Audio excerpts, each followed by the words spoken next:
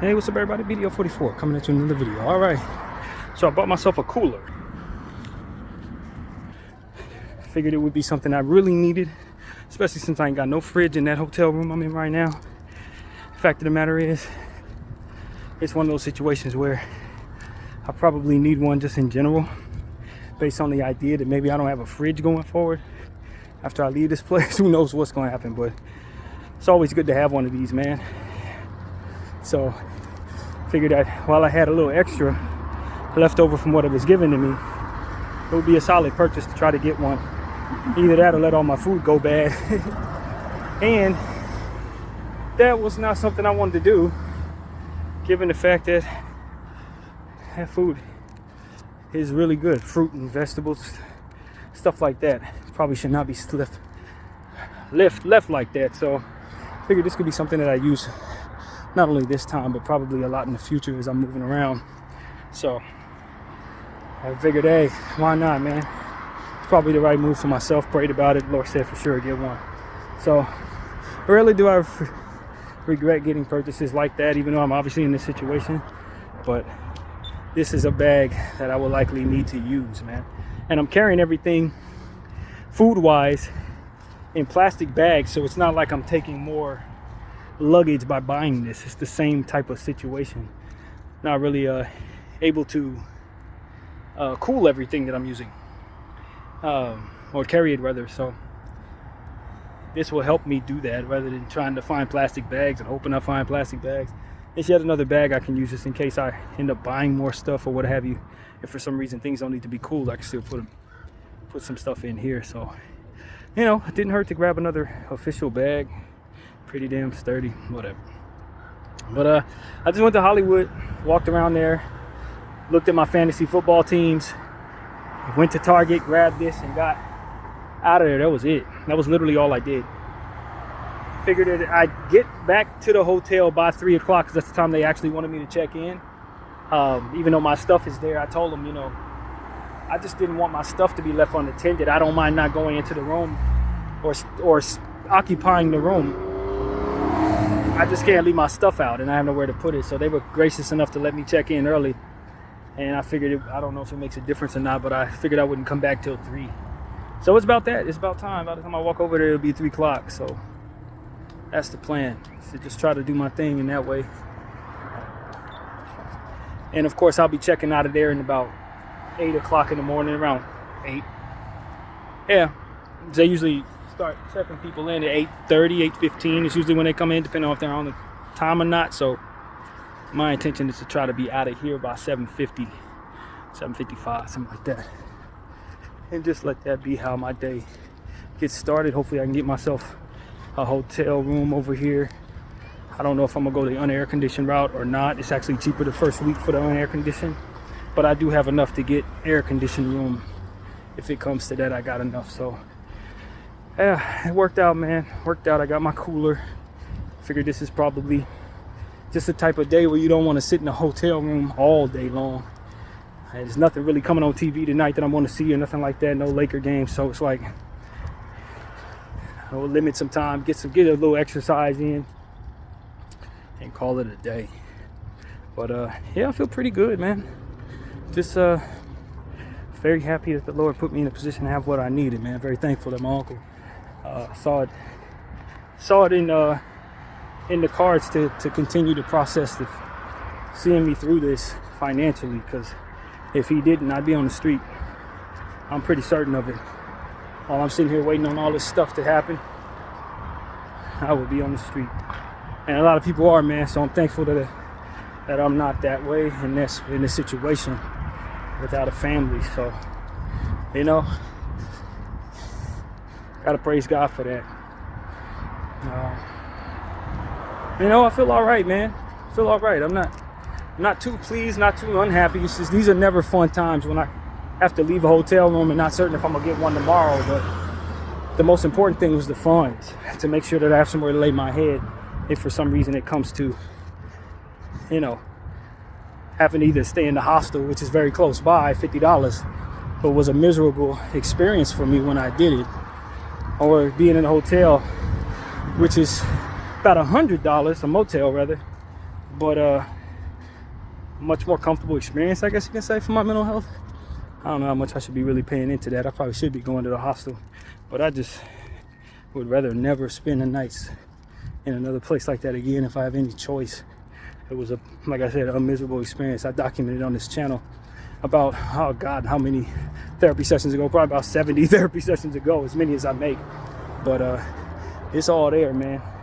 It's all on this channel. I encourage you all to check it out if you're interested in what my experiences have been. They're all in this 815 of them or whatever it's been. So, you know, that's what it's all about. Just documenting my experiences, documenting my opinions, and speaking on stuff that I feel is most important to speak up on. A lot of stuff that people don't want to. That's what my intention is. And if you follow me, you already know that. But I figured this might be your first video. But at any rate, that hotel room was nice. Didn't see but one roach in there, and it was in the drain in my tub. That was the only roach I saw the whole 3 weeks. And that was yesterday, believe it or not. I think it crawled up through the drain and died. That's what it was, or was dying when I got it. But it was massive too. So it wasn't like one of them ones that just crawl around your food. So they seal the room differently. I think that's what it is. They seal the rooms differently so that the roaches can't come through in the air-conditioned rooms. And it's just a lot of stuff that they put a little more money into, since there's more money coming out of it. But I wish they would seal all the rooms like that, because they really do have a roach problem in that building. But you know, I think air condition is probably the same as condition when it comes to the price right now, because they've taken the price, as I told you guys, the discount on the air conditioned rooms is now been applied. So it's like $260 something the first week, and then $461 the second and third week, while they've taken the unair conditioned rooms and made them $360 something every week. So you can see the difference ain't very much, but you know, it just is what it is, man. So I'm hopeful I can get up out of this and get my own spot, so I can stop wasting people's money, try to house myself in a place that I got to end up leaving every 3 weeks any damn way. It's not the best process for which to live, and it's not the most cheap way to get the most for your money. It really ain't, especially when there's certain restrictions. Like, there's no oven in there. Granted, they have their oven room and stuff like that, but if you want to warm stuff, you gotta go elsewhere. So you know how it is.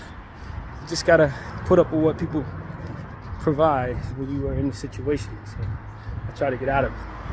It's more or less what it is. Try to get out of it. Try to do what I can within the circumstances that I can control. And that's what it's all about. This is where the DoorDash kitchens is. I think there's a Wingstop in there. That's what it looks like here. That's a Wingstop. Order online, pickup only. I'm kidding. So that's what that is right there. I never knew that. But yeah, man, y'all know Wingstop is one of my favorite places, but I just haven't been interested in eating like that, especially since it costs. That's not what I want to spend, man, on money on. But when things get better, maybe I'll get myself a cheap meal like that. They had a delivery service. I forgot about the free delivery via Uber Eats. It was a funny situation where I was going to get myself some Wingstop when I first got here, because Uber Eats was giving away free food, but they had to pay for delivery costs, and I didn't have anything in the account, so I literally couldn't do it because of that. But I was very close. I don't know if that's still available, but that might be the move, to be completely honest with you, on one of these days before I leave this side of town. But yeah, man, I probably got to get myself another rice cooker. That is something that I need, because it's starting to have a short in it, just like every other wire that gets cut in certain ways. You think it's on, you look up and the thing is off. I've had that happen to me a lot lately with that thing. So yeah, time for another rice cooker. It's lasted though. That thing has been in my life for a very long time. I think my mother purchased it. That's how long I've had it. So that should let you know. But you know, at the end of the day, it's gotten all the use it needs. I need it out of it. So the next purchase I hope to be able to make will likely be that. I don't know if I want one that's big either, since I'm using it every day. I'm not cooking in bulk, so I probably just need one that's a little personal, small size, So I'll probably try to price that and see if I can have it delivered to me. Hopefully it's cheap. But yeah, man. It's just so funny how there's an In-N-Out burger that's every day. Got Wingstop all around. I don't know if y'all can see that, probably not, but there's a In-N-Out burger up there. And I don't eat none of that no more, but those are my favorite places to eat. Wingstop and In-N-Out are probably my two favorites. I just am real strict about not spending money, wasting money on stuff I cannot use. Which you probably say, but you're holding a cooler in your hand, but that cooler is something I can use. And a Wingstop meal and an In-N-Out meal, that's something that's just gonna sit on my stomach, make my taste buds happy, but that's about it. That ain't worth it to me in this era of my life. It's just not worth it. What is worth it is meaningful eats, something that's not gonna sit on the stomach, have you having to work it off, and then meaningful purchases, since money is scarce around here these days. But you know, it is what it is, man. I feel pretty good. I'm happy I got out. Happy everything is going as the Lord would plan it, and I hope that I can pay it forward. Just like I was saying in my last video, when things are going your way, you want to be able to work in a way that the Lord can appreciate by making sure that you honor what it is that's been given to you. And that's what I can honestly say I want to do. Honor what has been given to me in the form of circumstances working out. That's really what it's about. I smell water as if it's about to rain, even though I don't see no rain clouds. I can smell rainwater, so I don't know what that means. But I definitely smelt it there. At any rate. So yeah, man, just another day in the life. I'm very thankful to the Lord. It's in my life, man. I don't know what I would do if I didn't have any faith during these circumstances. Probably would have tried to commit something that you don't want to finish the sentence. And y'all know when I was going through that, if you followed me, I was going through that when I first got over here. Frustrated about living, just in general. I didn't want to be here.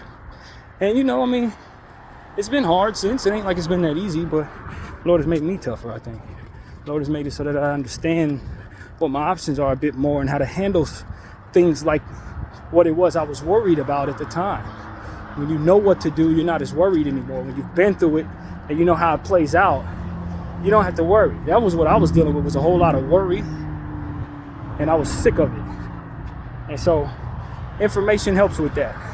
When you know what to do, when you know what your options are, it's very less. That's what I was explaining to my uncle. You have very little worry in your life when you know where your next meal is coming from, where you're gonna lay your head at, how to go about getting it if you don't know. Those are things can ease your mind. And for a lot of people who are knowledgeable in a lot of things, they don't really have to go through that as much because they know what they need to do. But for people who don't know, they have unnecessary worry that'll wear you down. And I think that's an underrated thing in life. When you deal with people that don't have a lot of information but a whole lot of concerns, yeah, they'll psych themselves into wanting to quit on life just because they don't know what their options are, man.